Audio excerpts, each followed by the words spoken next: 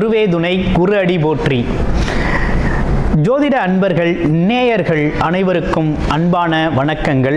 நான் உங்கள் வாழ்க வளமுடன் ஜோதிடர் ஸ்ரீ குரு சுந்தர வடிவேல்.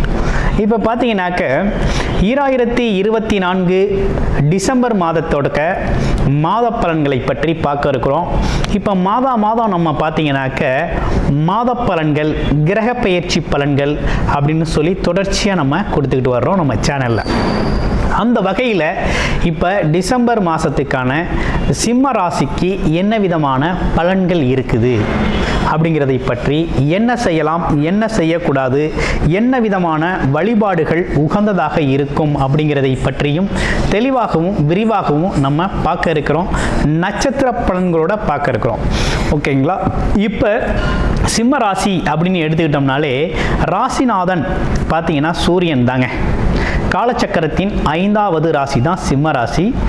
சூரியன் எங்கே இருக்கிறாரு, எங்கே பிளேஸ் ஆகிருக்கிறாரு அப்படின்னு பார்க்கையில் 4ஆம் இடத்துல புதன், தனக்காரகன், குடும்பக்காரகன்னு சொல்லக்கூடிய புதனோடு சேர்ந்து 4ஆம் இடத்துல புத ஆதித்ய யோகத்தோடு இருக்கக்கூடிய ஒரு அமைப்பு அப்படிங்கிறது ஏற்பட்டிருக்கு. 2ஆம் இடத்துல கேது பகவான் இருக்கக்கூடிய ஒரு அமைப்பு. அடுத்து பார்த்தீங்கன்னா உங்களுடைய ராசியிலிருந்து 5ஆம் இடத்துல சுக்கிரன் இருக்கிறார். சுக்கிரன் உங்களுக்கு யார் அப்படின்னா தொழிலதிபதி. 5ஆம் இடத்துல பாக்கியஸ்தானத்தில் இருக்கக்கூடிய ஒரு அமைப்பு அப்படிங்கிறது இருக்குது. அடுத்து பாருங்கள், உங்களுடைய ராசியிலிருந்து 7ஆம் இடத்துல சனி பகவான் இருக்கிறார். இது நாள் வரை வக்ரக நிலையில் இருந்தவர் இப்போ வக்ரகம் வந்து பார்த்தீங்கன்னா வக்ரக நிவர்த்தியாகி இப்போ ஒரு நல்ல நிலையில் தான் இருந்து உங்களுடைய ராசியை பார்த்துக்கிட்டு இருக்கிறாரு. அடுத்து 8ஆம் இடத்துல ராகு பகவான் இருக்கக்கூடிய ஒரு அமைப்பு. 10ல் குரு பகவான் இருக்கிறாரு. அதுவும் வக்ரம் பெற்று இருக்கிறது அப்படிங்கிறது ஒரு அமைப்பு அப்படிங்கிறது இருக்குது. ஸோ இப்படிப்பட்ட அமைப்புகள்லாம் உங்களுக்கு என்ன மாதிரி பலனை கொடுக்குது அப்படிங்கிறத நம்ம விரிவாக பார்க்க போகிறோம். அதற்கு முன்னால் நமக்கு நிறைய ஜாதகங்கள் நம்ம பார்த்தீங்கன்னா நம்ம சேனல் வாயிலாக நிறைய ஜாதகங்களை அனுப்பியிருக்கீங்க. அது மட்டும் இல்லாமல் உங்களுடைய குடும்ப ஜாதகமும் நிறைய பேர் கொடுத்துருக்கீங்க.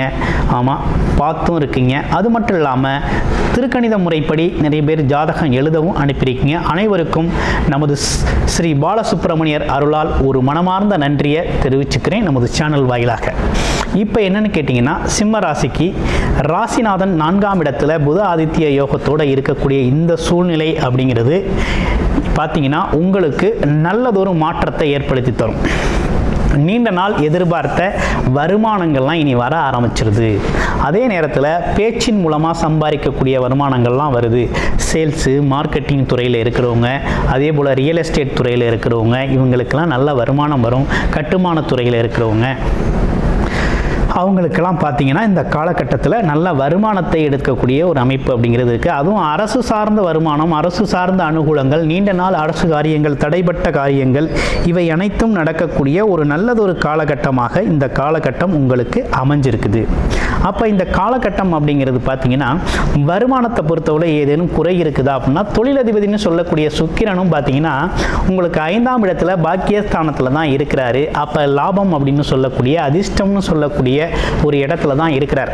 அப்போ அந்த வகையில் வேலை, தொழில், வியாபாரம், வருமானம் அப்படிங்கிறது நல்லா இருக்கக்கூடிய ஒரு அமைப்பை தான் கொடுக்குது. ஓகேங்களா? கோச்சார நிலைகளில் நல்லா தான் இருக்குது. அடுத்து உங்களுக்கு வேறு ஏதேனும் விஷயங்கள் இருக்குதானா, 7ஆம் இடத்துல இருக்க சனி பகவான் பார்த்தீங்கன்னா உங்களை சமசப்தமாக உங்களுடைய ராசியை பார்க்குறாரு. சனி பகவான்ங்கிறது ஆட்சி பெற்று உங்கள் ராசியை பார்க்குறாரு.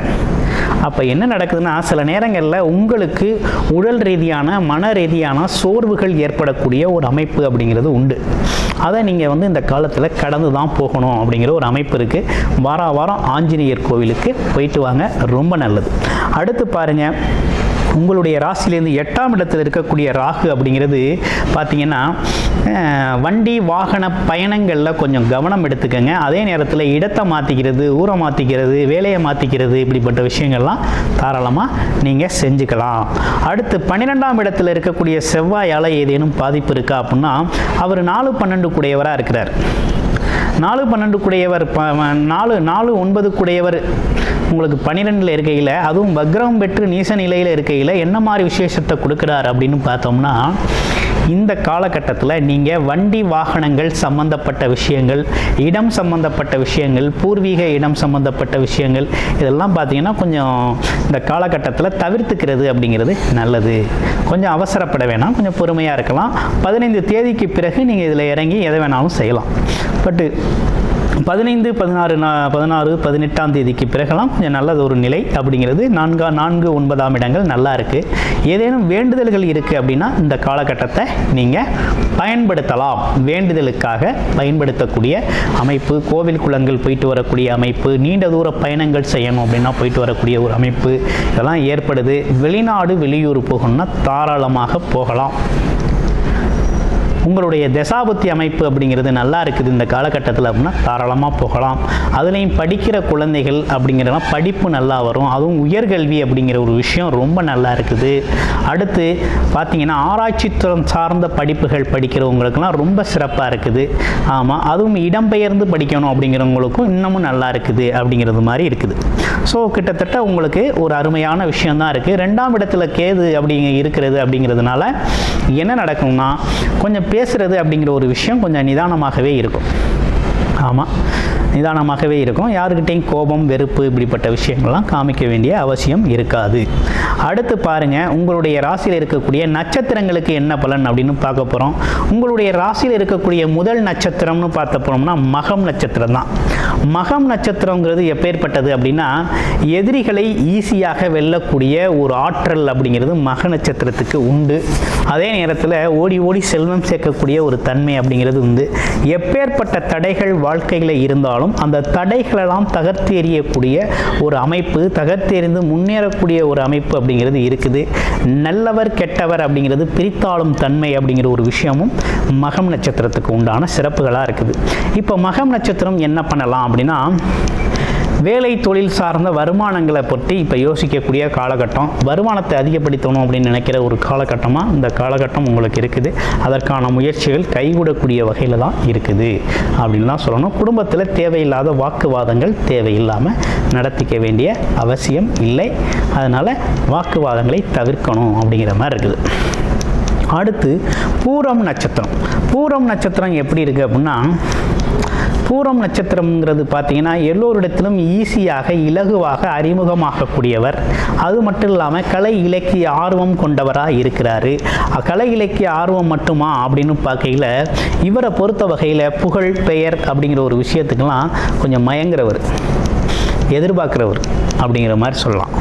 அந்த மாதிரி அமைப்புகள் உண்டு. ஆனால் பார்த்தீங்கன்னா எந்த ஒரு சூழ்நிலையிலும் பார்த்தீங்கன்னா தன்னோட முயற்சி அப்படிங்கிறத கைவிட மாட்டார். எப்போதுமே ஒரு அரசு மற்றும் அதிகாரம் சார்ந்த துறைகளில், அரசு மற்றும் அரசியல் அதிகாரங்கள் சார்ந்த துறையில் ஒரு பங்கு வகிக்கணும் அப்படிங்கிறது ஒரு இலக்காகவே இருக்கும் அவங்களுக்கு. சரி, இவங்களுக்கு என்ன மாதிரி சூழ்நிலை இருக்குது அப்படின்னா ஒரு அதிர்ஷ்டம் அப்படிங்கிற ஒரு விஷயம் ஏற்பட்டிருக்கு. எதுலனா தொழில் சார்ந்த விஷயத்தில் ஒரு அதிர்ஷ்டம் இருக்குது. உங்களோட தொழில் சுய தொழிலாக இருக்குது, அல்லது வேலையாக இருக்குது, அல்லது வியாபாரமாக இருக்குதுன்னா இந்த காலகட்டத்தை பயன்படுத்திக்கங்க. உங்களுடைய தசாபுத்தி அமைப்புகள் நல்லா இருக்குது அப்படின்னா அந்த காலகட்டத்தில் ஒரு நல்லதொரு பொருளாதாரத்தை ஈட்டக்கூடிய வகையில் தான் அமைஞ்சிருக்குது. அடுத்து உத்திரம் நட்சத்திரம். உத்திரம் நட்சத்திரத்துக்கு எப்படி இருக்குது அப்படிங்கிறத பார்க்க போகிறோம். உத்திரம் நட்சத்திரத்தை பொறுத்த வகையில் அனைவரும் மதிப்பு மரியாதையை பெறக்கூடியவர். அனைவரும் மதிக்கணும் அப்படின்னு மதிப்பு மரியாதையை எதிர்பார்த்து வாழக்கூடியவராகவும் இருக்கிறாரு. அதே நேரத்தில் கண்டிப்பு உடையவராகவும் இருப்பார். அதே போல் பல்வேறு சாஸ்திர ஞானங்கள் அப்படிங்கிற ஒரு விஷயமும் உண்டு. கல்வி அறிவு அப்படிங்கிற ஒரு விஷயம் ரொம்ப நல்லா இருக்கும். இன்னொன்று நன்றி மறவாதவர். ஆமாம், நன்றியை மறவாதவர். அதே நேரத்தில் சாப்பாடு பிரியர், உணவு பிரியர். தனக்கு பிடிச்ச உணவை விரும்பி சாப்பிடுவார் அப்படின்னு சொல்லணும். அந்த வகையில் இவர் பார்த்தீங்கன்னா ரொம்ப ஒரு நல்ல விஷயங்களை இவர் என்ன மாதிரி இந்த காலகட்டத்தில் பயன்படுத்திக்கலாம் அப்படின்னு பார்க்கையில் இப்போதைக்கு இவரை பொறுத்த வகையில் பார்த்தீங்கன்னா வண்டி, வாகனம், வீடு சம்பந்தப்பட்ட விஷயங்களில் கொஞ்சம் ஏதேனும் சின்ன சின்ன வேலைகள் குறை இருக்குது அப்படின்னா தாராளமாக அந்த வேலைகளை செஞ்சுக்கலாம். வண்டியை மாற்றிக்கலாம். அதே நேரத்தில் அரசு சார்ந்த ஒப்பந்தங்கள் ஏதேனும் வருது அப்படின்னா தாராளமாக பயன்படுத்திக்கலாம். அரசு வேலைக்காக முயற்சி செய்கிற மாணவர்களுக்கு அதில் வெற்றி கிடைக்கக்கூடிய ஒரு அமைப்பு அப்படிங்கிறது இருக்குது. படிப்பு நல்லா வரும். படிப்பு சார்ந்த விஷயங்கள் ரொம்ப நல்லா இருக்குது. வேறு சிறப்புகள் என்னன்னு கேட்டிங்கன்னா, நீண்ட நாள் தடைப்பட்ட அரசு சம்மந்தப்பட்ட விஷயங்கள்லாம் நடக்க ஆரம்பிக்கும். அதே போல் புத்திசாலித்தனம் அப்படிங்கிறது, குழந்தைகளோட புத்திசாலித்தனம் மேலோங்கக்கூடிய ஒரு காலகட்டமாக இது இருக்குது அப்படின்னு சொல்லணும். ஆமாம், அந்த வகையில் பார்த்தீங்கன்னா ரொம்ப சிறப்புக்குரிய வகையில் தான் உங்களுக்கு இந்த டிசம்பர் மாதம் இருக்குது. கூடுதல் தகவல் உங்களுடைய கோச்சாரத்தோட, இந்த டிசம்பர் மாத கோச்சாரத்தோட உங்களுடைய சுய ஜாதகத்தை ஒப்பிட்டு பார்க்கணும் அப்படின்னா நீங்கள் பார்த்தீங்கன்னா டிஸ்பிளேல தர நம்பருக்கு கால் பண்ணி உங்களுடைய ஜாதகத்தை முழுமையாக பார்த்து கொள்ள முடியும். நன்றி, வணக்கம், வாழ்த்துக்கள். நீங்கள் வழிபட வேண்டிய தெய்வம் அப்படின்னு எடுத்துக்கிட்டோம்னா எந்த மாதிரி தெய்வத்தை நீங்கள் வழிபட்டால் நல்லா இருக்கும், சிறப்புக்குரிய வகையில் இருக்கும் அப்படின்னு பார்த்தோம்னா, இந்த காலகட்டத்தை பொறுத்த வகையில் நீங்கள் வியாழக்கிழமைகளில் தட்சிணாமூர்த்தி வழிபாடு அப்படிங்கிறத தொடர்ச்சியாக செஞ்சுக்கிட்டு வரணும். வெள்ளிக்கிழமைகளில் மகாலட்சுமி வழிபாடையும் தொடர்ச்சியாக செஞ்சுக்கிட்டு வாங்க. வாழ்க்கை வளமாகும். நன்றி, வணக்கம், வாழ்த்துக்கள்.